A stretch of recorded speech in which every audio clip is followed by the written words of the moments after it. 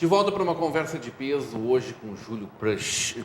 Júlio, o Júlio é coaching, diretor executivo do Grupo Bell Valley, palestrante, diretor da sociedade, o diretor e fundador, né? Sim, presidente e fundador da Sociedade Brasileira de Palestrantes. E é um especialista em planejamento estratégico para reorganização de empresas. Como é que nasceu a ideia para esse livro, Como Ser um Profissional ANTA? Depois a gente aproxima aqui, né, Alex?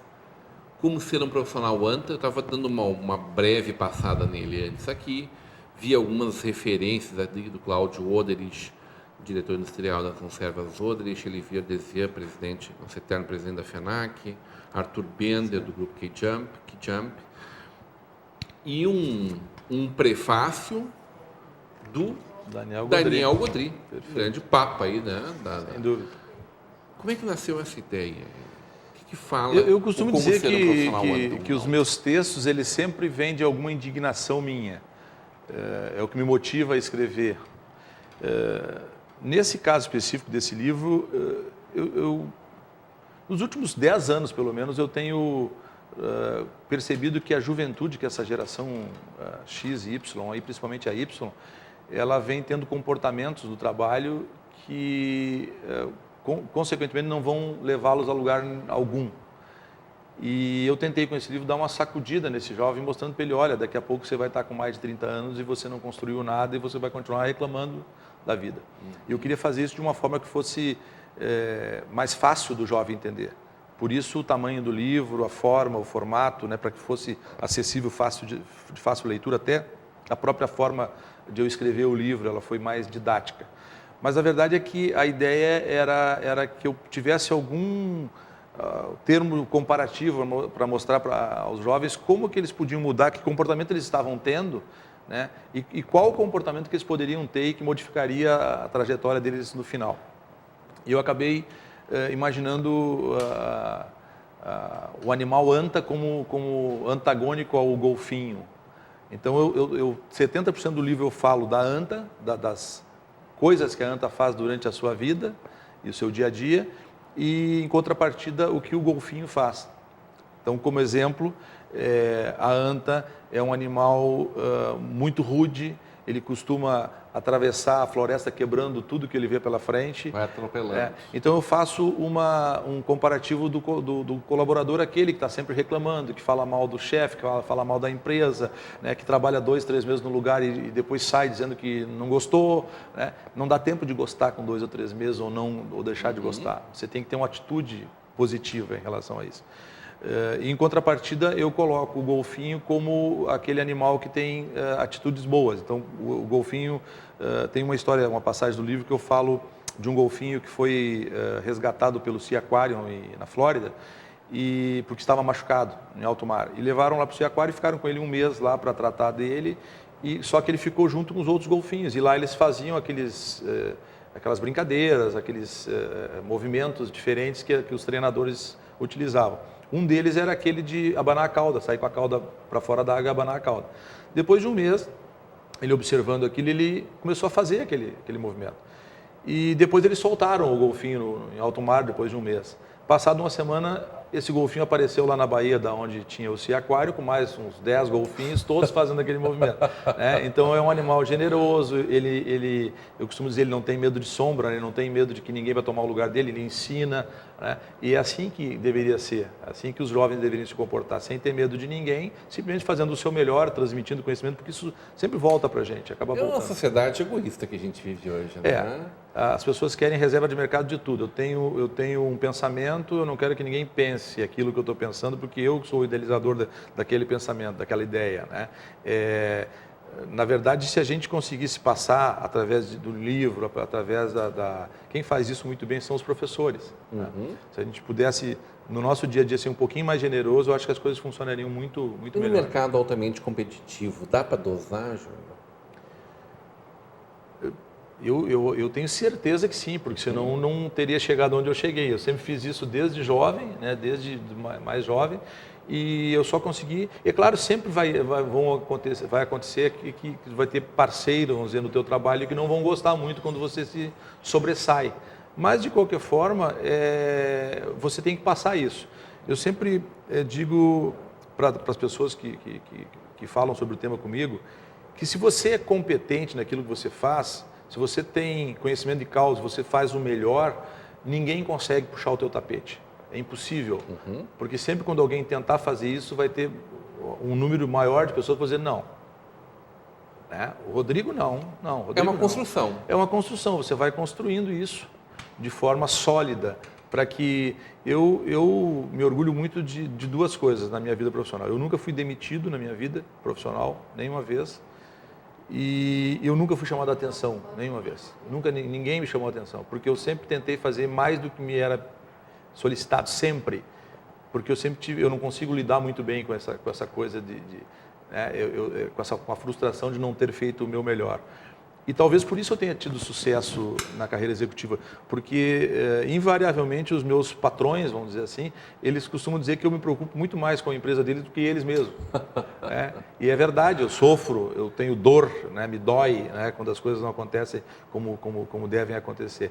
E isso tem um lado negativo, que é esse que a gente vive com essa ansiedade, com esse estresse, mas tem um lado muito positivo, que é ver do outro lado o presidente da empresa, ou o dono da empresa, o fundador da empresa, mais feliz, mais aliviado, porque ele sabe que tem alguém realmente que ele pode confiar. Como é que constrói essa inteligência emocional no profissional? Porque a gente sabe que as pessoas gostariam até de fazer outras construções, que não essas que estão fazendo, mas às vezes as pessoas não sabem como, por onde começar. O coaching, ele é a ferramenta mais eficiente para isso, por exemplo? Se você tiver a abertura do outro lado, sim. Sempre vai partir do dono do negócio. Nunca vai partir de alguém tentando vender essa ideia, porque vai parecer apenas que eu estou tentando vender essa ideia. Entendi. Então isso não acontece, isso acontece sempre por parte do empresário, do dono do negócio. Em algum momento que ele percebe que ele precisa de ajuda. Existe a gente podia até falar um pouco sobre isso, existe um trabalho que foi feito, eu tentei identificar, esses tempos procurei na internet, eu não consegui mais achar, mas eu li algum tempo atrás, chamado De Volta à Origem. É uma tese de uma pessoa que eu não lembro nem se é brasileiro ou não, mas enfim, é uma tese que diz o seguinte, que o empresário, o empreendedor, ele normalmente tem que ir estudando junto com o seu crescimento profissional. Ele vai crescendo a sua empresa e ele tem que estar estudando, ele tem que estar se formando, fazendo mestrados, pós-graduação, doutorado e tal, para ele ir entendendo o negócio dele na medida que o negócio dele vai crescendo. A gente sabe que em quase 100% dos casos isso não acontece. Então você começa um negócio que é pequeno, que é um pavilhãozinho com uma indústriazinha pequena, que fabrica lá 50 pares por dia. Por exemplo, estou falando em calçado porque nós estamos numa região calçadista, mas pode ser qualquer outro tipo de material, pode ser inclusive serviço. E de repente esse negócio começa a crescer. E você daí contrata alguém para o financeiro, contrata alguém ali para vendas e chega um ponto que o negócio fica meio grande demais. E aí você começa a perder o controle. Por quê? Porque você é o dono, você não quer contratar um presidente ou um diretor executivo, você não quer fazer a transformação para uma governança, você quer ter o controle.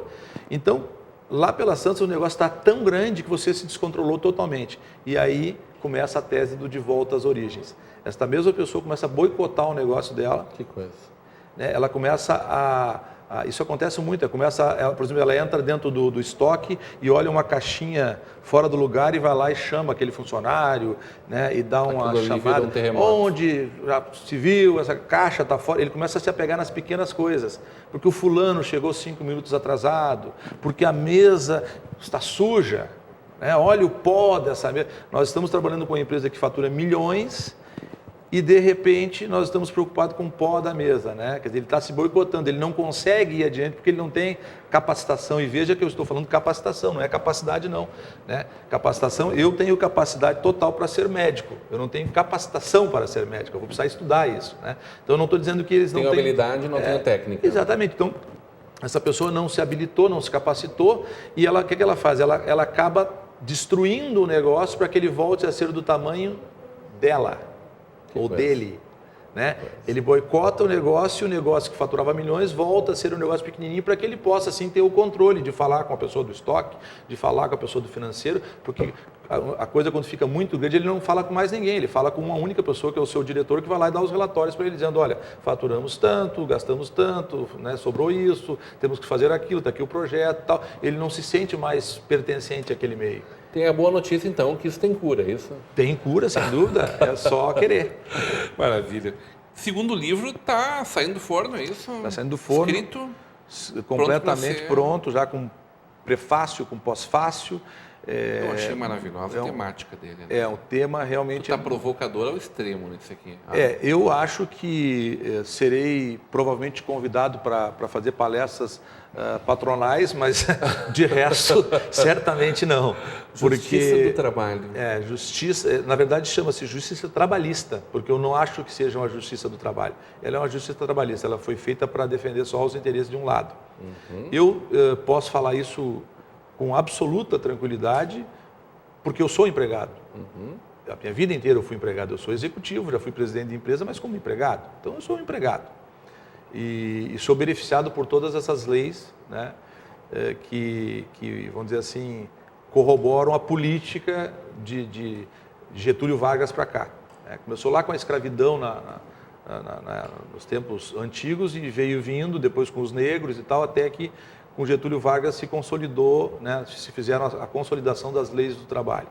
E a partir daí, a cada ano que passa, tem mais um dever para o patrão e um direito para o empregado. Né? O que ninguém percebeu, na minha opinião, é de que hoje o empresário, como era antigamente, ele mudou. Antigamente o que era? Revolução industrial. Nós tínhamos uma indústria que tinha lá 5 mil funcionários e que sim, muitas vezes os patrões abusavam. Né? Eles faziam as pessoas trabalharem demais, pagavam de menos, era só esse trabalho que havia, não havia outros trabalhos e tal. Só que hoje você tem, por exemplo, um amigo que tem uma pastelaria aqui no centro da cidade, ele tem 3 funcionários, né, e ele fatura lá 15, 20 mil reais por mês, sobra 4 para ele. Se um funcionário botar ele na justiça, quebra o negócio dele. Já era. Tu vai voltar aqui quando for lançado o livro? Sem dúvida, se for convidado, estaria aqui. Já está convidado. Então venho lançar o livro além de, eu disse para o Júlio, assim, como consultor de empresas que ele é, como coaching, né, a sacanagem trabalhou na TV. Né? Tu trabalhaste na TV Record. Trabalhei na TV. TV Record? TV Record, no sim. Amazonas. No Pará, no estado do Pará. No Pará. E fez um belo trabalho lá. Eu disse para ele, então vou te pagar um almoço para te me dar umas dicas lá. Que é a sacanagem, né? O cara quando precisa, não contrata o cara. O cara vai lá e paga um almoço achando que está resolvido. Não é assim. Trabalho profissional definitivamente. Não é. Não é assim. Júlio, prazer conversar contigo. Prazer foi todo meu. Muito obrigado pelo convite. E agradecer muito como ser esse presente aqui, que está feito aqui, a dedicatória do Júlio. Sim. Como ser um profissional anto ou não, resultado do mês, e aí está uma setinha para baixo caindo aqui, esse trabalho maravilhoso, que você confere um pouco mais no julioproxo.com.br. A gente fica por aqui, continua agora com a programação da nossa Vale TV, da nossa rede Comunidade de Televisão.